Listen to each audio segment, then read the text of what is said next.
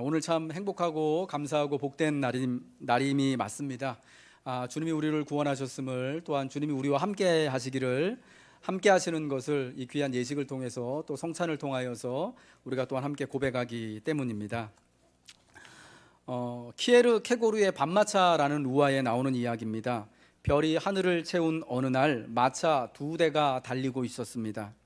호사스러운 내부에 밝은 등불을 켠 고급 마차 안의 사람은 바깥의 어둠을 보며 밤새 달렸고, 내부가 어스름하고 어두운 작은 마차를 탄 사람은 하늘의 별을 노래하며 밤새 달렸습니다. 여러분, 이 두 사람 중에, 두 마차에 탄 사람 중에 누가 과연 그 밤에 행복했을까요? 오늘 민수기 25장의 말씀은 광야 세대의 마지막 반역 사건인 시딤에서 일어난 바알부올 사건, 이스라엘의 남자들이 모압과 미디안의 여자들과 음행하고 바알부올 우상 숭배에 참여한 사건을 말씀해 주고 있습니다. 이로 말미암아서 하나님의 큰 진노가 일어나게 되었고, 하나님은 마지막으로 이제 광야 세대에게 징계를 하시는데, 이 음행으로 말미암아 우상 숭배로 인해서 전염병이 돌아서 이스라엘 남자 중에 이제 출애굽하고 남은 1세대 중에 남아있던 2만 4천 명의 사람들이 죽임을 당하게 되었습니다. 오늘 이 시딤에서 일어난 이 사건을 통해서 저는 아주 크게 두 가지를 여러분에게 말씀드리고 싶어요. 그래서 우리가 시딤에 이르렀을 때 더욱더 주의하고 또 우리의 믿음을 붙잡아야 한다라는 것을 말씀드리고 싶습니다. 오늘 이 시딤의 사건은요, 외부에서 오는 시험보다 내부에서 일어나는 시험이 더 무섭고 두렵다라는 것을 우리에게 알려주고 있습니다. 우리가 지난주에 살펴본 것처럼 모압의 왕인 발락은 하나님의 이름으로 이스라엘을 저주하고자 했습니다. 그가 이스라엘과 대적해서 군사적으로 전쟁을 벌여서 이길 그러한 힘이 없었기 때문에 어떻게 할까 궁리하다가 그 당시에 저주 전문가로 유명한 저 부올의 아들 거짓 선지자 발람을 초빙해서 하나님의 이름으로 이스라엘을 저주하고자 합니다. 그런데 여러분, 그 저주가 마음대로 일어나지 않잖아요. 저주하기 위해서 여러 가지 준비를 하고 3번이나 제단을 마련하고 큰 돈을 들여서 사람들을 보내서 발람을 초빙해 오지만, 그러나 자기 뜻대로 이스라엘이 저주가 되는 것이 아니라 도리어 하나님이 그 저주할 때마다 그 저주를 축복으로 바꿔주시고, 그리고 4번째는 참 민수기 24장 17절에 나오는 것처럼 그리스도 예수에 대한, 메시아에 대한 이 놀라운 예언의 말씀을 이 거짓 선지자의 입을 통하여서 하셔서 이스라엘을 오히려 축복하시고, 이제 오시는 그리스도로 말미암아 모압과 에돔뿐만 아니라 온 세계의 모든 나라들이 다 그 앞에, 이스라엘 앞에 굴복하고, 또 온전히 주와 함께, 이 그리스도와 함께 온 이스라엘이 온 세상과 나라를 통치하고 다스릴 것을 축복하게 되는 것입니다. 하나님께서 이스라엘을 붙잡으시고요, 그리고 축복하시고 지켜주셨기 때문에 어떤 외부의 침입이나 저주도 그들을 어찌할 수 없었어요. 그런데 문제는요, 외부에서 오는 이런 시험이나 저주가 아니었습니다. 축복받은 이스라엘이 스스로 내부에서부터 하나님만을 따르고 경배하기로 결단한 것이 무너질 때, 느슨해질 때 이 큰 어려움이 일어나게 된 것입니다. 시딤에서의 음행과 우상 숭배는요, 외부로부터 온, 물론 모압과 미디안의 예쁘고 근사한 여자들이요, 잘 가꾼 여자들이 이스라엘의 남자들, 특별히 각 지파 족장들, 지도자들을 유혹해서 함께 음행하고 우상 숭배에 참여하게 된 것인데, 여러분, 그것이 사실은 외부의 유혹이라기보다는 자기들 마음에서부터, 이게 안에서부터 무너져서 시험에 들고 마침내 우상 숭배에도 들게 되어진, 여러분, 그러한 사건이었다라는 것이에요.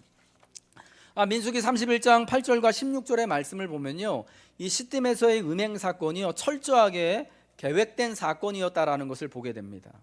이스라엘을 저주할 수 없었던 발람, 여러분, 그는 큰 돈을 바라고 모압 왕에게 고용돼서 왔습니다. 그런데 저주가 아니라 도리어 4번에 걸쳐서 이스라엘을 축복하고 축복을 하게 되죠. 그러니까 어떡합니까? 24장의 맨 마지막이 발람이 자기 길로 가고 발락도 자기 길로 갔더라라고 말하는데, 이 두 사람이 여러분 그냥 헤어진 게 아니라 발람이요, 이 불의의 삭스를 사랑했던 이 거짓 선지자가 돈을 받아내기 위해서 발락에게, 모압 사람에게 한 가지 제안을 합니다. 그것은 우리가 이스라엘을 저주할 수 없고 어떻게 당해낼 수가 없으니까 예쁜 모압과 미디안의 여자들을 가지고 이스라엘의 남자들을 유혹해서 그들을 우리와 같이 만들어서 오히려 그들 스스로부터 하나님을 멀리 떨어지도록 만들자라는 거였습니다. 그게 민수기 31장 8절과 16절에 나오는데요. 민수기 31장에 모세가 미디안 사람들의 왕들을 다 처단하고 나서 이 선지자 발람도 죽입니다.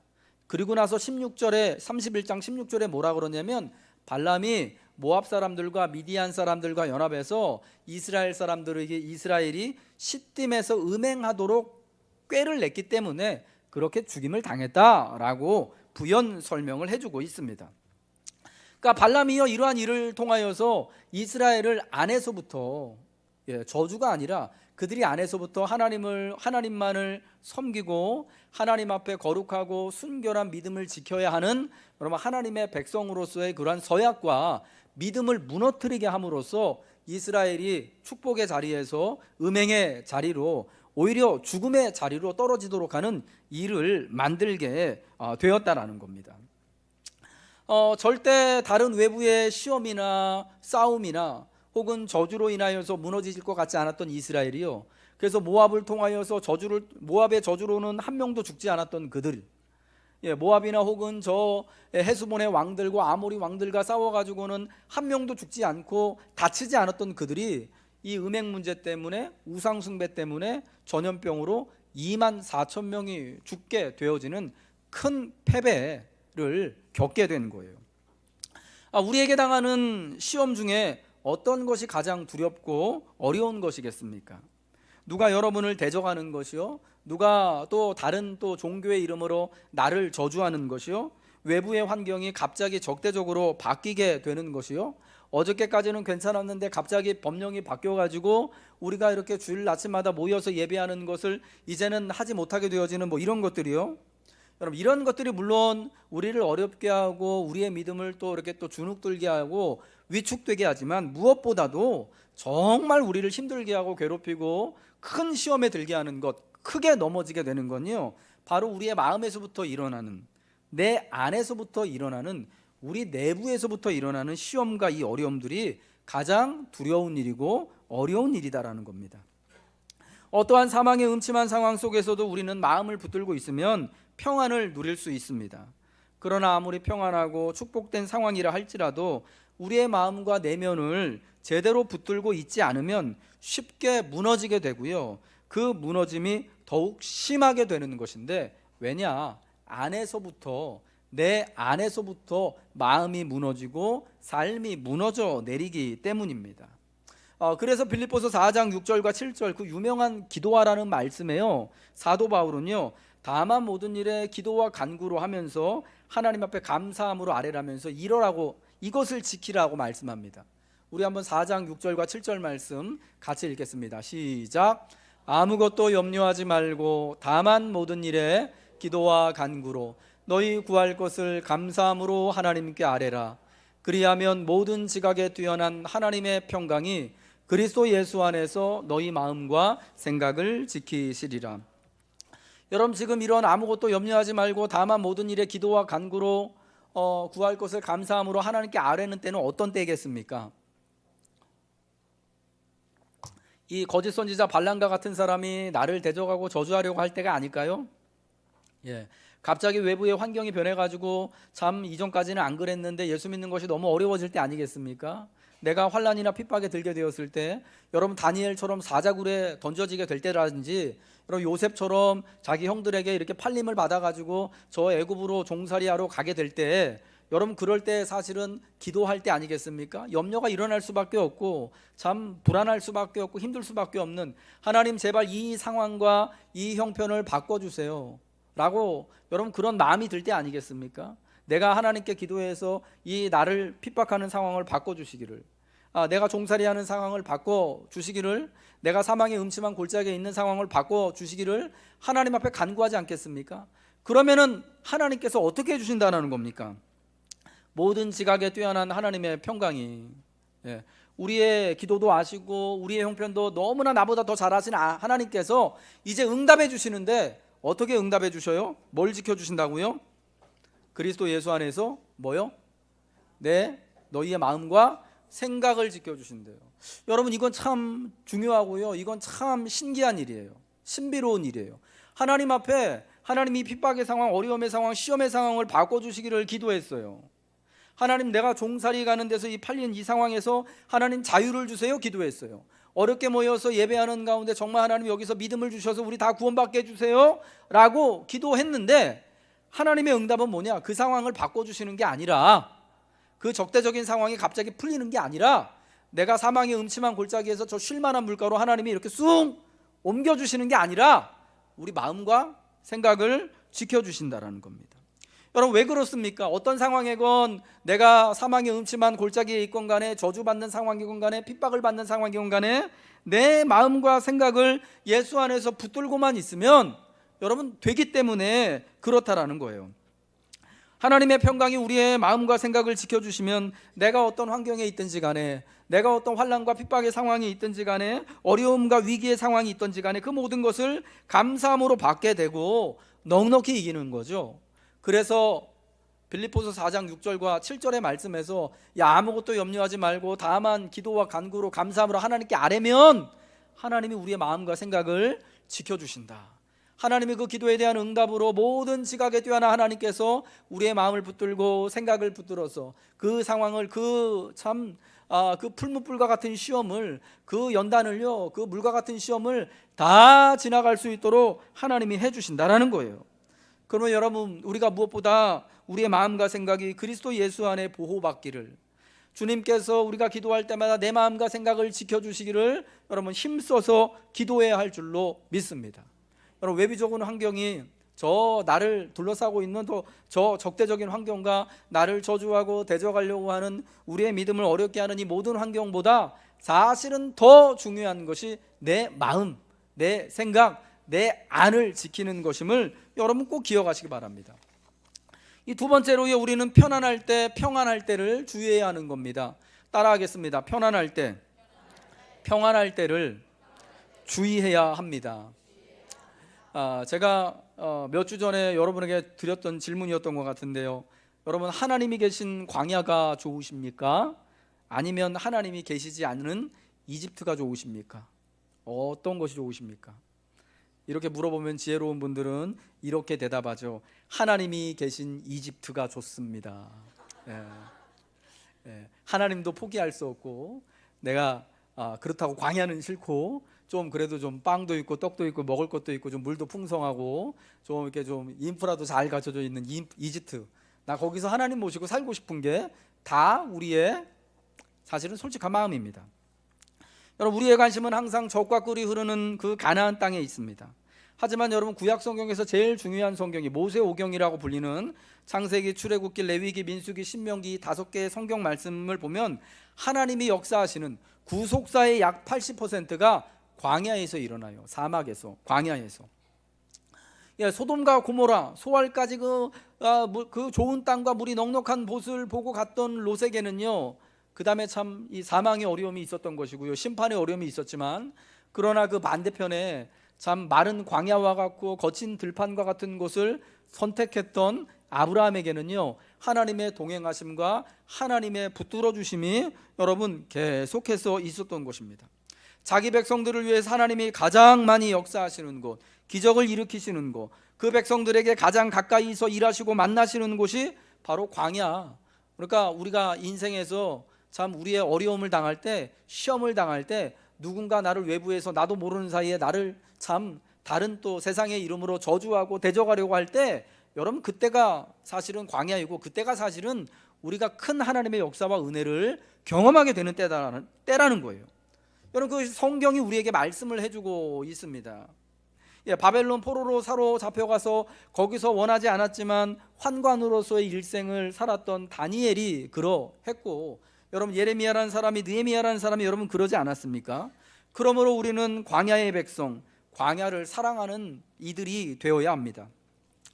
오늘 이 우상숭배, 음행과 우상숭배, 그로 말미암은 배교의 이야기가 일어난 민수기 25장의 배경은 시딤이라는 곳이에요. 요단강 동쪽 건너편에 위치해 있어요. 그 건너편에서 보면은요, 요단강물 넘실대는 그 요단강물이 보이고, 그 건너편에 가나안 땅이 잘 보이는 여러분 그러한 곳입니다. 오늘날에야 그 지금 그 트랜스 요르단 그쪽에 가면 요단강도 이렇게 되게 조그맣고 별로 이렇게 숲도 없는 것 같고 그러지만, 여러분 그때는요, 예수님 당대에만 해도 여러분 요단강 물줄기가요 넉넉했어요. 예. 그리고 또 얼마나 참 푸른 초원이, 숲과 이런 나무들이 있었는지 모릅니다. 시딤이라는 뜻이요, 여러분 아카시아라는 뜻이에요. 민수기 33장에 보면은, 민수기 33장에서 이제 이스라엘 백성들이 40년 동안 광야를 이제 행군했던 그 지명들이 쭉 나오는데, 민수기 33장 49절에 그 시딤이라는 곳도 나와요. 마지막에 이제 드디어 모압의 평지에 도착한 그곳. 근데 거기 이름을 뭐라고 부르냐면은 아벨 시딤이라고 부릅니다. 시딤인데 아벨 시딤이에요. 여러분 아벨은 무슨 뜻이냐면 초원이라는 뜻이에요. 그러니까 아벨 시딤이라는 거는 뭐냐? 아카시아 초원, 아카시아 꽃이 활짝 핀, 아카시아 나무가 정말 흐드러지게 핀 여러분 그런 초원이라는 곳이에요. 초원의 집이라는 옛날 그 헐리우드 영화 아십니까? 보셨습니까, 권사님? 말만 들어도 너무 근사하잖아요. 야, 저기 진짜 옛날에 막 꿈꾸고 어린 시절에 사랑하는 우리 부모님과 또 사랑하는 사람들과 함께 모여가지고 살고 싶은 그 그림 같은 곳, 동화 같은 곳. 그래서 옛날에 우리나라 가수 중에도 그분이 남진님인지 나훈아님인지 모르겠는데, 저 푸른 초원 위에 그림 같은 집을 짓고 사랑하는 우리님과, 이걸 제가 알고 있더라고요. 얼마나 우리 어른들이 많이 불렀으면, 되게 옛날 노래인데 아마 우리 아이들도 다 알 거예요. 여러분 그거 생각만 하면 이게 사실 우리 이상향이잖아요. 저 푸른 초원에 그림 같은 집을 진짜 짓고 사랑하는 사람들과 함께 진짜 한 100년만 살면 너무 행복한, 진짜 거기가 천국 같고 유토피아와 같은 여러분 그런 그림이 막 그려지시잖아요. 시딤이 여러분 그런 곳이었어요. 40년을 광야 생활하다가 도착한 그 시딤이요, 오니까 앞에는 요단강물이 넘실대면서 흐르지요. 아카시아 완전히 초원이에요. 아카시아 나무, 우리나라 아카시아 꽃하고는 나무하고는 좀 다르지만 그 아카시아가 숲을 이루고 초원을 이루고, 여러분 그 아카시아 향기, 꽃 냄새가 막 확 풀풀 나고, 막 그 아카시아 꽃이 여러분 얼마나 달고 맛있습니까?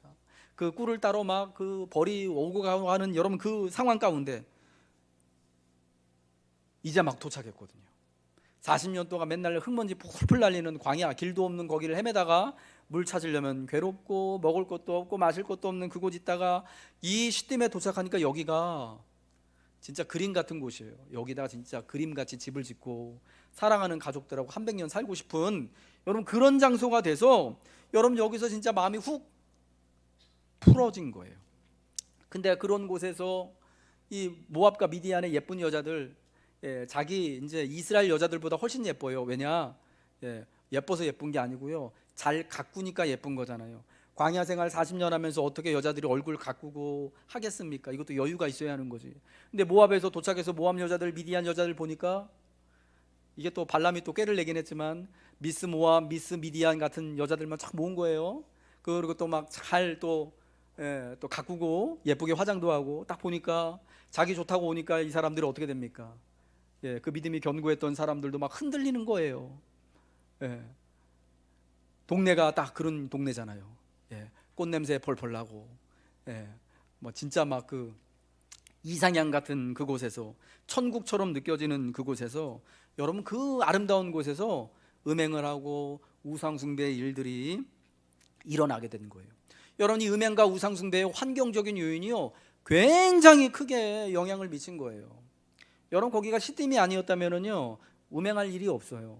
우상숭배 일어나지가 않아요. 근데 거기가 아카시아 꽃이 흐드러지게 핀, 앞에는 요단강물이 흐르고, 이제 정말 저기서 저 어여쁜 나이님들과 100년 살고 싶은 여러분 그런 그림 같은 곳이었기 때문에 음행하고 우상숭배의 죄에 쉽게 빠지게 됐다라는 것입니다. 여러분 이 커다란 잘못은요, 시딤에 도착했을 때 일어났어요. 40년간 척박한 광야만 살다가 갑자기 시딤에 도착하니까 쉴만한 물가가 있고 한낮의 무더위를 피할 수 있는 나무들과 숲들을 만난 상황, 저 아름다운 여인들이 나를 좋아한다고 그러고, 여러분 이때 인생의 위기, 믿음의 위기가 오게 된 것이에요. 여러분 인생의 위기, 믿음의 위기는 언제 옵니까? 내가 편안할 때, 척박한 상황과 환경을 이제 막 끝마치게 되고 막 내 인생의 시딤이라는 곳에 도착하게 될 때, 이제 좀 꿀도 흐르고 이제 좀 숲도 보이고 이제 좀 여유도 누리고 이제 좀 살아갈 것만 하는, 여러분 그런 순간, 내가 이제 좀 내가 하는 일에서 좀 형통하고 성공한 것 같다라는 순간에 정말 큰 위기를 맞닥뜨리게 되는 거예요. 이러한 일은 여러분 우리에게도 종종 일어나지 않습니까? 고난 중에는 눈물을 흘리며 주님께 기도하며 동행합니다. 붙잡습니다. 하나님 제발 저를 좀 붙들어 주세요. 이 어려움 해결해 주세요. 그러다가 우리의 어려움이 해결되어지고, 그리고 조금 시딤이라는 곳에 도착하게 되어지면 여러분 그 시딤의 환경에 취해가지고 편안하고 넉넉해지니까 이제 하나님 바짓가랑이 붙잡던 것을 놓게 되는 겁니다. 여러분 그래서 사람은요, 편안할 때, 형통할 때 하나님 앞에 죄짓게 되는 거예요. 여러분 언제 죄짓기 쉬운 형편이겠습니까? 물론 우리는 천성이 죄인이라서요, 힘들 때도 죄져요. 그렇죠? 그런데 그리고 편안할 때도 죄를 져요. 근데 언제 죄짓기 쉬우느냐? 편안할 때, 형통할 때, 좀 높은 자리에 올라갔을 때, 내가 내 인생에 계획하고 바라고 목적하는 것을 어느 정도 성취했을 때, 인생의 시딤에 이르렀을 때 죄 짓기가 훨씬 쉬운 거예요. 왜? 광야에서는요, 척박한 곳에서는 죄 짓고 싶어도 능력이 없어요. 힘이 없어요.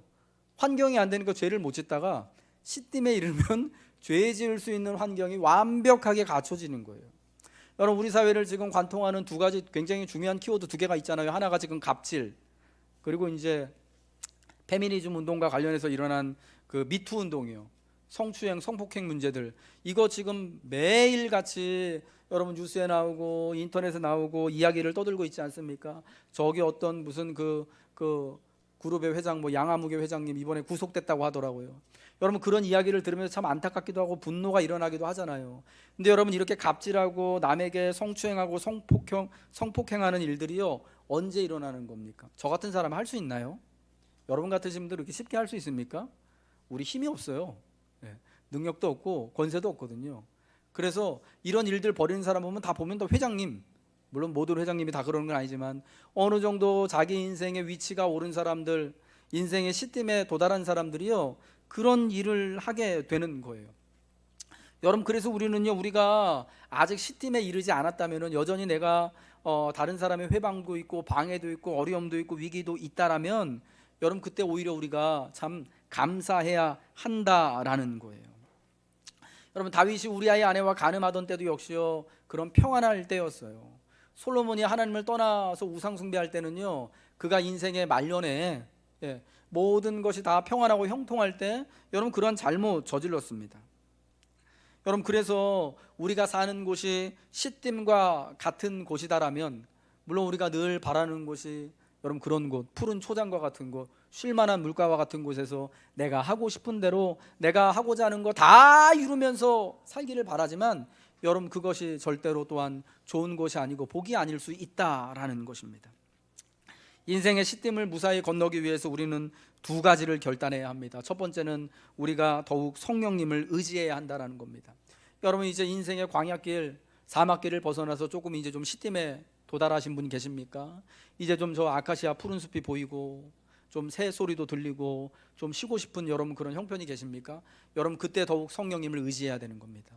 광야에서 하나님을 더 그렇게 간절히 찾고 부르짖었던 것처럼 시딤에서 가나안 땅 들어가서는요, 우리 인생이 평안하고 형통할 때, 내가 뭔가를 이루었을 때 더 하나님을 붙잡아야 되는 거예요. 왜? 그때가 늘 다 넘어지기 때문이죠. 무엇보다도 성령께서 내 마음과 생각을 지켜주시기를 여러분 성령을 의지하여서 여러분 간구하시길 바랍니다. 두 번째로 편안한 것, 형통한 것이 아닌 하나님과 함께 머무는 광야를 사모하십시오. 이 시딤도 광야가 될 수 있어요. 하나님, 내가 이렇게 또 하나님의 은혜로 바라고 추구하고 계획하는 것들이 다 이루어졌지만 그럼에도 내가 여전히 이곳을 인생의 광야인 줄 알고 광야를 지나올 때와 같은 낮은 마음과 겸손한 마음으로 하나님 바짓가랑이 붙잡고 성령님 의지하면서 살겠습니다 라고 해야 한다라는 겁니다. 내 인생이 내 소견에 오른 대로, 내가 원하고 계획하는 대로, 목적하는 대로 잘 되고 있지 않음을 우리는 오히려 감사해야 되는 거예요. 인생이 자기 하고 싶은 대로 다 되면요, 그 양진호 회장님처럼 되는 거예요. 그러면 대한항공 그 조 부사장님처럼 되는 거예요. 자기가 하고 싶은 대로 다 하니까 막 가서 막 직원들 때리고 막 칼부림하고 막 별짓을 다 하는 거 아니겠습니까? 왜 내가 원하는 대로, 내가 목적하는 대로 내 인생의 이익에 잘 되어지지 않을까? 어쩌면 하나님이 여러분을 너무나 귀하게 여기시고 사랑하시기 때문에 그런 것입니다. 아멘이시죠? 예, 계속해서 낮은 자세로 하나님을 잘 붙들고 하나님 편에 있을 수 있도록, 그게 정말 하나님이 주시는 인생의 그 시딤이 아니라 저 우리의 본향, 우리가 가야 할 목적지 가나안 땅으로 우리를 잘 인도해 주시기 위하여서, 하나님은 때로는 내 마음의 소원이 아니라, 내가 소원하고 내 소견에 오른 대로 원하고 계획하는 대로가 아니라 성령님이 이끄시는 대로 우리를 인도하신다라는 것입니다. 사랑하는 여러분, 인생의 시딤을 주의해야 합니다.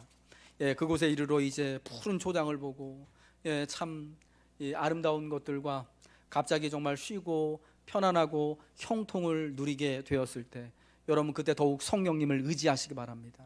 그리고 성령님께서 광야에서나 시딤에서나 내 마음과 생각을 붙들어 주시기를, 내 믿음을 축복하여 주시기를 간구하시길 주님의 이름으로 축복